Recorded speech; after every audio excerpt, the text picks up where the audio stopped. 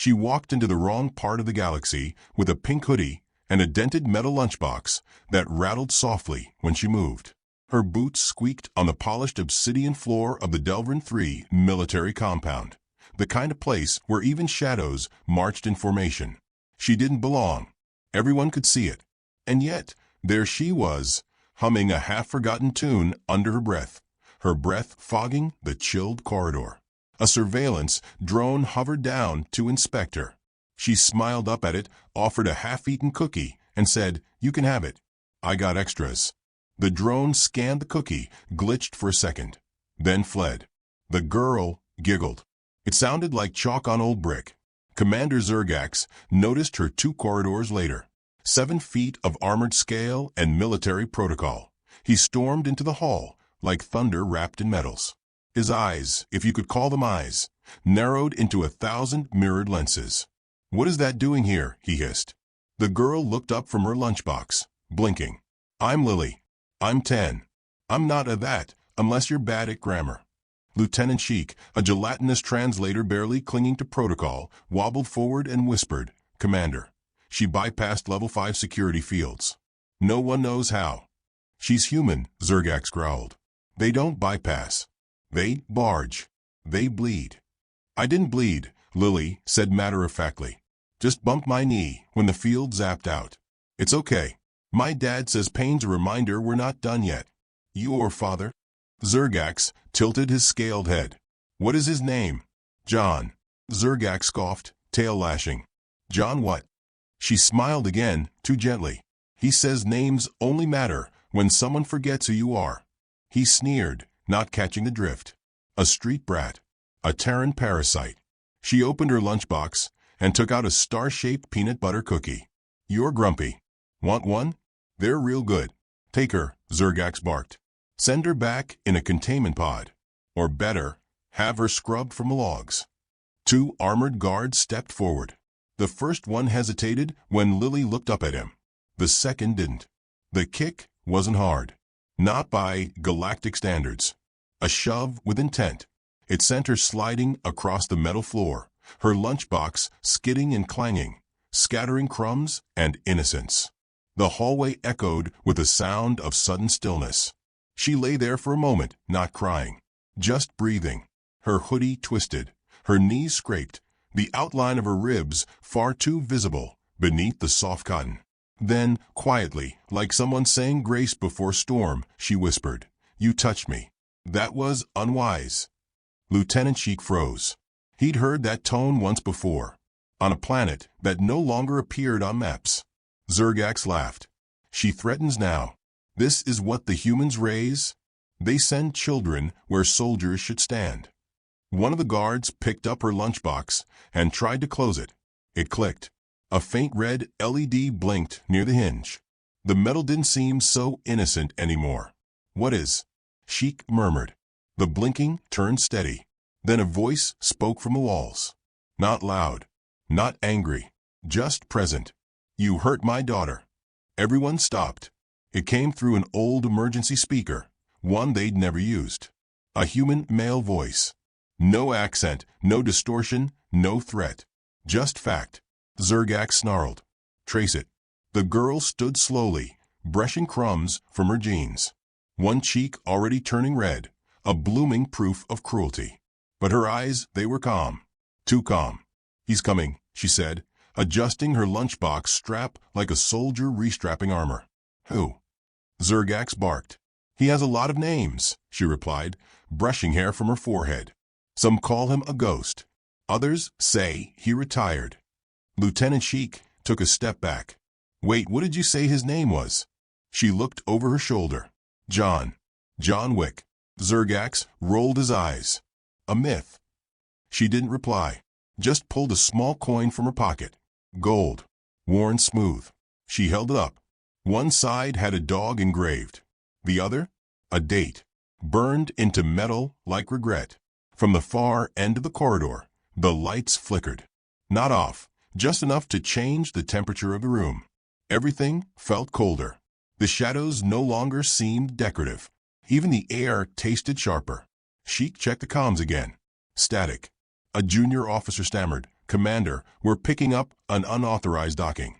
Intercept, Zergak snapped. We can't. It's not showing up on scans. But we're getting gravity pulses on Deck 9. Then we seal Deck 9. The girl opened her lunchbox again, not in fear, but in reverence. She pulled out a folded piece of paper. A crayon drawing. Her, holding hands with a man in a suit. Behind them, a dog. The stars above spelled home. She showed it to Sheik, who didn't know what to say. He promised, she whispered. He said no one would ever hurt me again. The floor beneath them shuddered. One tremor. Then silence. Zergax's voice cracked. Tell me what Earth wants. The girl finally looked up, her voice steady and solemn. Earth didn't send anyone. He came alone. Sirens began to chirp, softly at first, then in overlapping confusion. A new AI voice, unfamiliar, older, cut through the alert system. WIC protocol recognized. Status activated. Zergax lunged for the console, claws slamming into override codes. The console turned black. Then a new screen emerged. It showed a hallway, the one they were in. But the timestamp was 30 seconds in the future. Zergax froze. What is this? The hallway footage showed them, all of them, standing still. And behind them, a figure walked into frame. Not yet here, but coming. Tall, dressed in black. A man with grief in his shoulders and purpose in his eyes. He didn't run. He didn't flinch. He just walked. Toward them. On the feed, the timestamp hit real-time. Sheik turned. The real hallway matched the footage, second for second. Zergax's voice dropped to a whisper. What is he? The girl stepped beside him, placing her drawing quietly on the floor. She looked up and for the first time didn't smile. He's not a man, she said.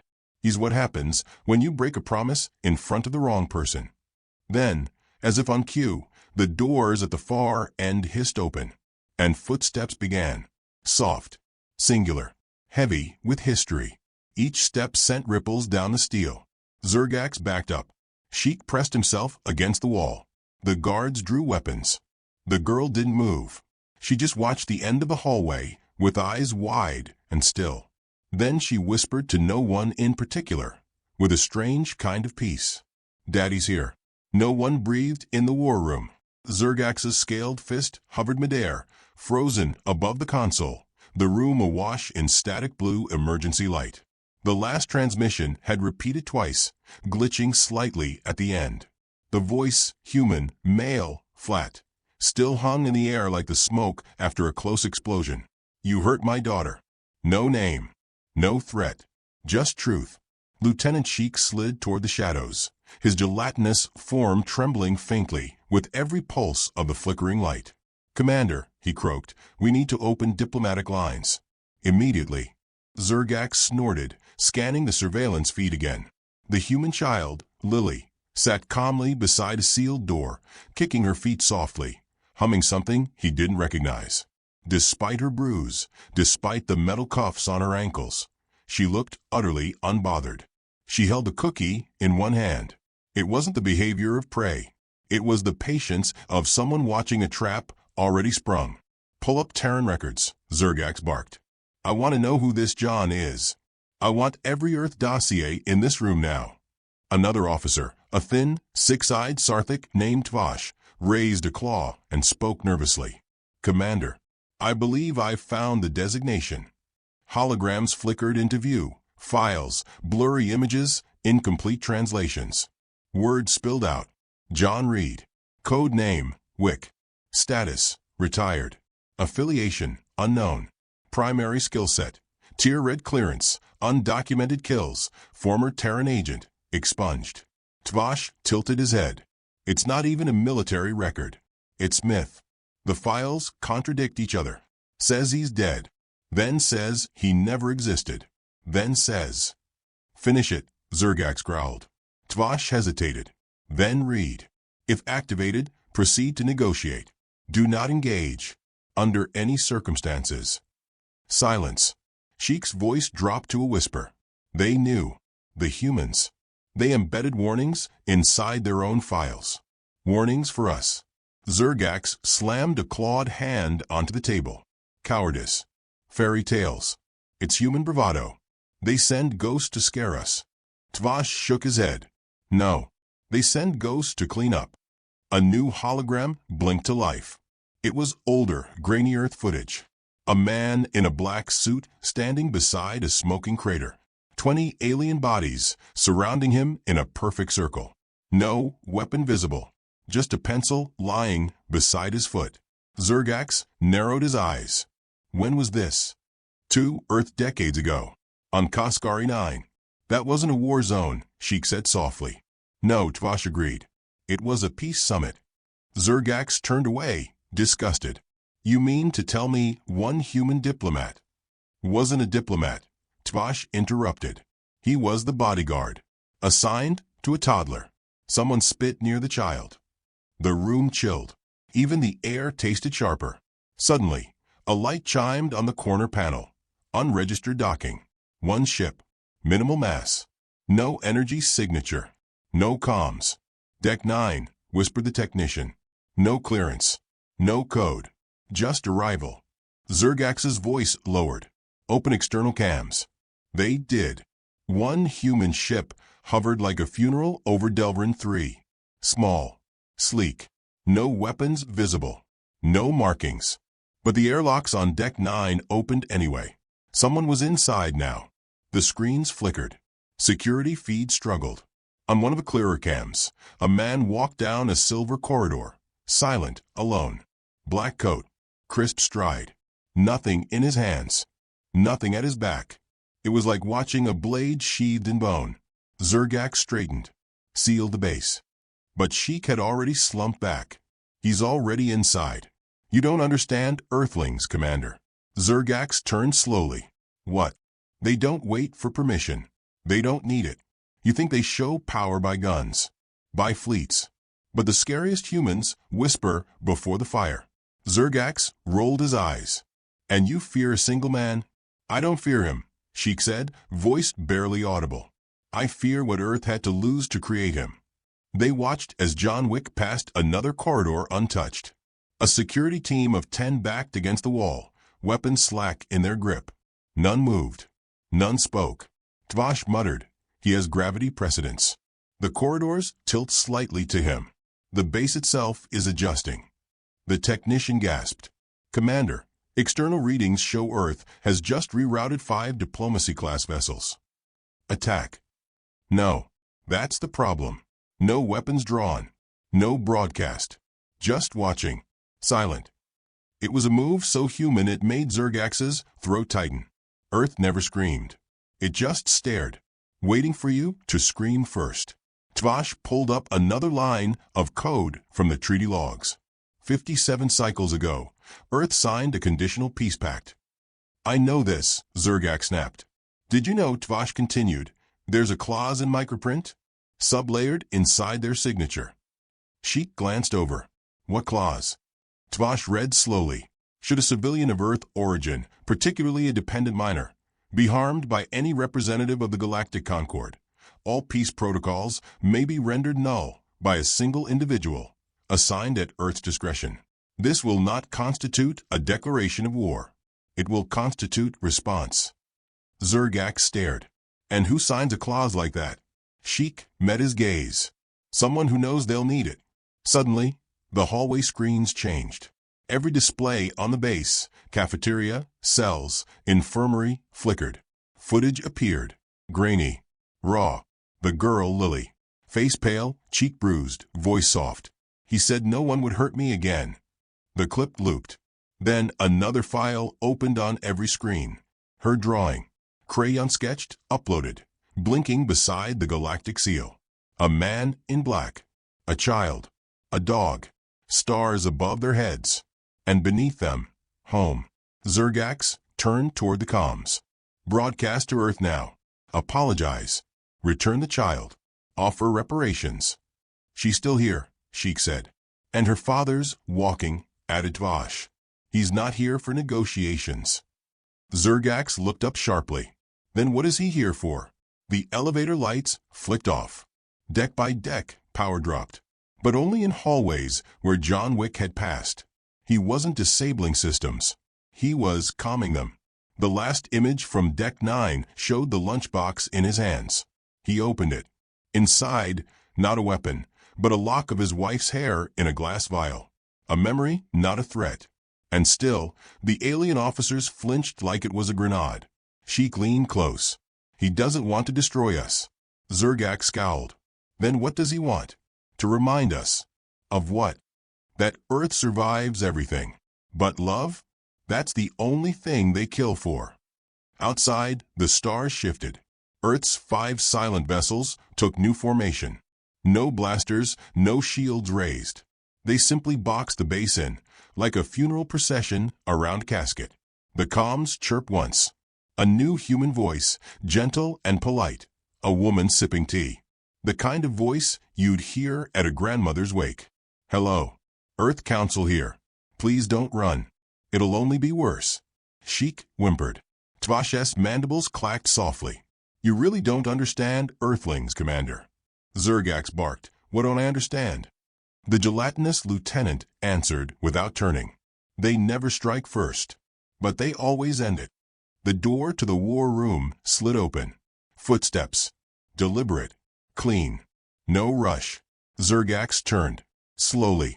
A man stood at the threshold. Alive. Human. Calm. He held no weapon. He didn't need one. Because his name was enough. The man looked at them all, his gaze resting on no one. Just a glance that sliced through species and armor and excuses. Then he placed the lunchbox on the table. Saturday. Quietly. And finally spoke. I'd like to talk. The room didn't move. But the galaxy? It began to listen. The silence in the war room felt surgical. Not just quiet, sterile. Nothing dared to move as the human sat across from Commander Zergax, hands resting gently on the closed metal lunchbox between them. His black suit was uncreased, his eyes unreadable, his breathing unervingly steady. Zergax hadn't expected this. Not a warrior foaming with vengeance. Not a roaring Terran beast come to throw thunder. No, this one brought grief, wrapped in stillness, worn like armor. You are John Wick, Zergax said flatly, as if saying it aloud might puncture the myth. The human gave the smallest of nods. Not confirmation, merely acknowledgement. His eyes scanned the room slowly, not as a threat, but as a habit. An echo of a life measured by exits and betrayals. You're trespassing, Zergax added louder. This is a military installation. High command. What gives you the right? I'm not here for rights. The voice cut across the room like frost on steel. I'm here for clarity. Lieutenant Sheik barely breathed. Tvash, too, remained motionless, many eyes darting between the lunchbox and the man who had brought it. Zergax leaned forward, claws tapping the desk. Then speak. John Wick's fingers grazed the lid. You kicked my daughter. She trespassed. You kicked my daughter. The sentence held no volume, no tremor. But somehow, every wall in the room tensed like it had heard an oath being taken in the bones of the station. Zergax cleared his throat, fighting the absurd sensation of needing permission to blink. And what precisely do you want, Terran? Wick didn't answer right away. Instead, he opened the lunchbox. Inside was not a weapon, not a bomb, not any trap they could detect. Just a coin, gold, worn, and a hand-drawn map. He pushed them forward across the table. She had that in her possession, he said. The coin is Earth's. The map is hers. It marks where she hid the ring her mother gave her before she died. That's what she came here to find. Not war, not politics. A place, a memory. Zergax stared, the story trying and failing to land on logic. She's a child, Wick added quietly. She shouldn't have made it through your perimeter. But she did. Not because she's dangerous. Because your arrogance made you blind. She compromised a secure galactic facility, Zergax argued. But it came out too quickly, too desperate. She offered cookies, Wick said. The pause was damning. And when that didn't work, Wick continued, she offered you grace. And you chose to humiliate her. Sheik whispered, and now you humiliate us. No, Wick said. I'm giving you what you never gave her. Zergax leaned back, unease rising beneath his scales. Which is a chance to walk away. For the first time, the offer was clear. It wasn't war he had brought. It was restraint. And restraint, from a human like him, was more terrifying than any gun. Let's pretend, Zergax said, folding his claws, that I believe you. That this is simply about a child, a memory, and a father's grief. What then is your leverage? Wick raised his eyes. The base trembled slightly beneath them. I didn't come with leverage, he said. I am the leverage. Outside, the lights of Earth's ships flickered in rhythmic pulses, a silent language known only to a few.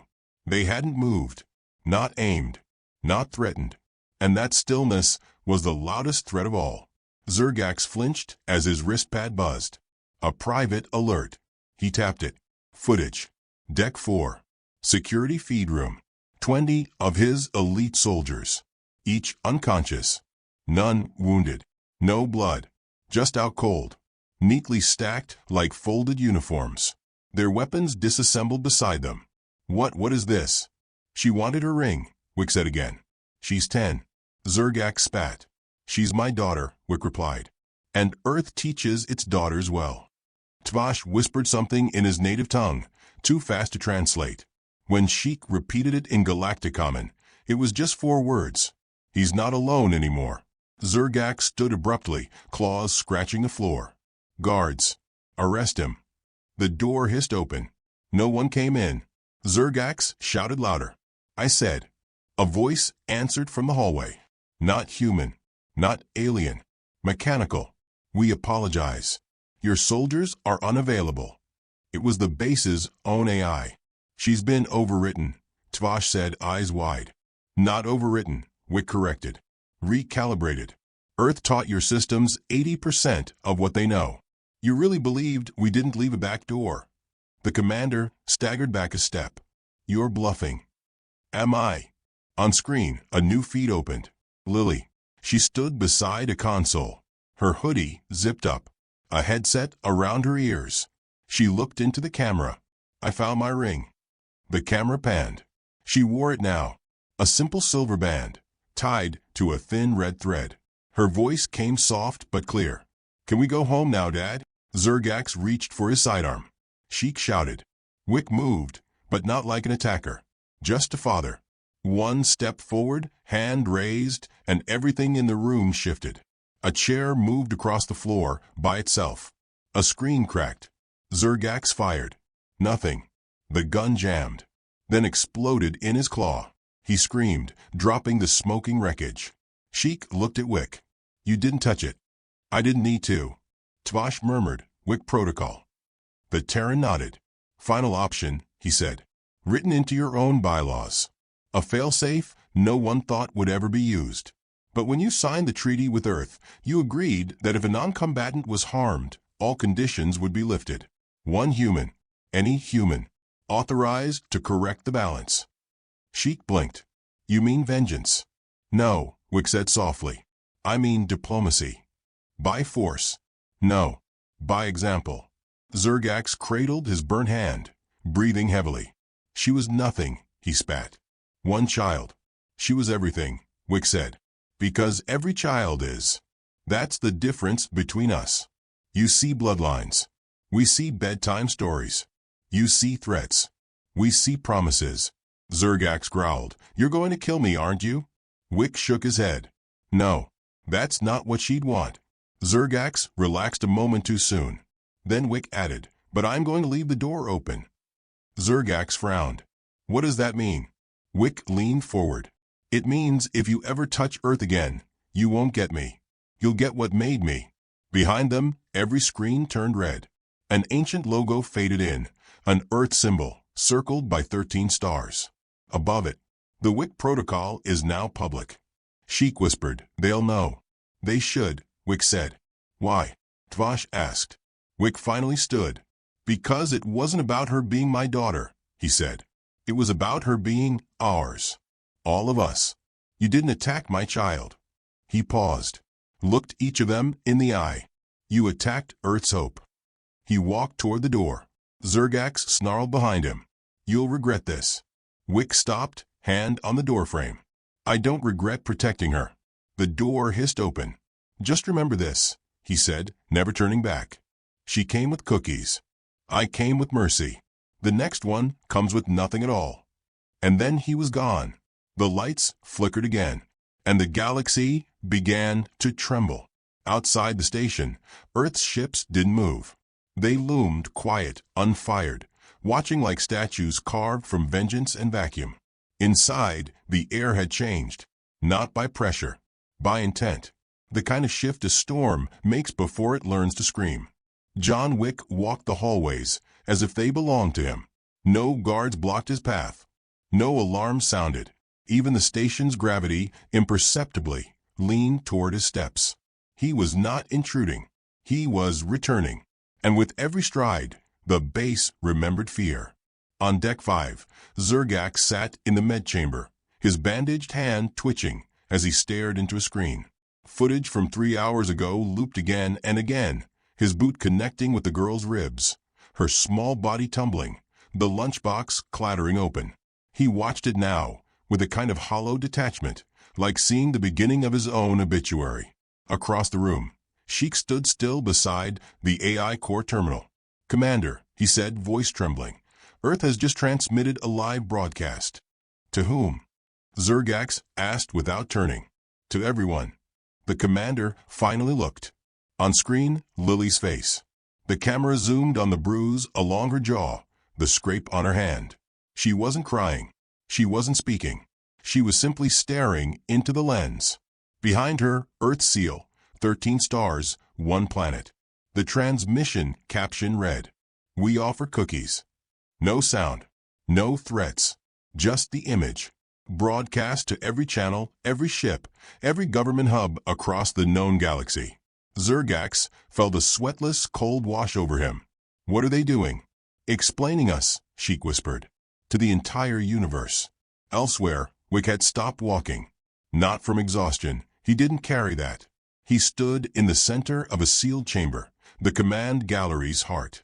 Surrounding him were representatives from 5 alien nations, each pulled hastily from diplomatic wings and forced to witness what would come next. They didn't know why they were there. They would soon. The lights dimmed, then focused. A ring of spotlights encircled him, like theater.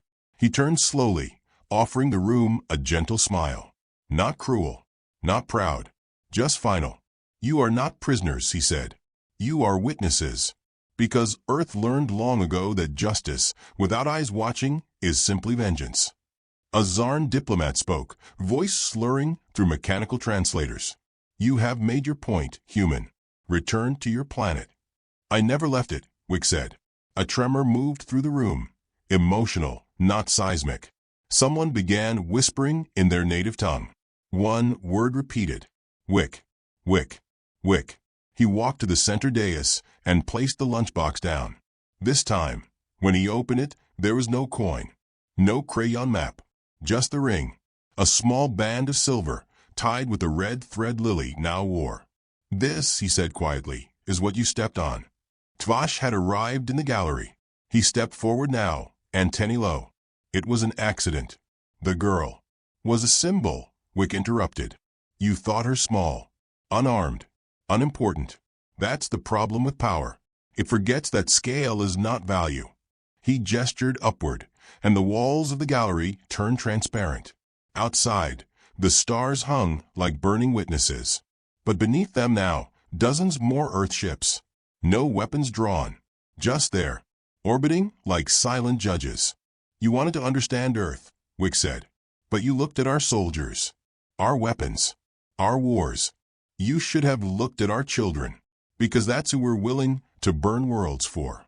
An alarm chirped quietly in the background. Emergency signals from 6 bordering systems, now beginning evacuations. "We don't want war," Wick said. "But Earth is not polite because it's weak. It's polite because it knows what it can do." A Sarthic general stepped forward, voice sharp. "Then show it. If you're here to make us bow, then bend our knees." Wick tilted his head. "No, that would be mercy." He tapped a small button on the lunchbox lid. In that moment, every galactic network screen changed. Footage began to play. Classified records, planetary surveillance, diplomatic blackmail. All leaked. Every system saw it. What the Concorde had buried. What it had done. And how Earth had known all along and stayed silent. Until today. You weren't just arrogant, Wick said to the room. You were corrupt. And Earth let you be. Because we wanted peace. He looked at the screen, now showing the footage of Lily again. And you broke that peace with your boot.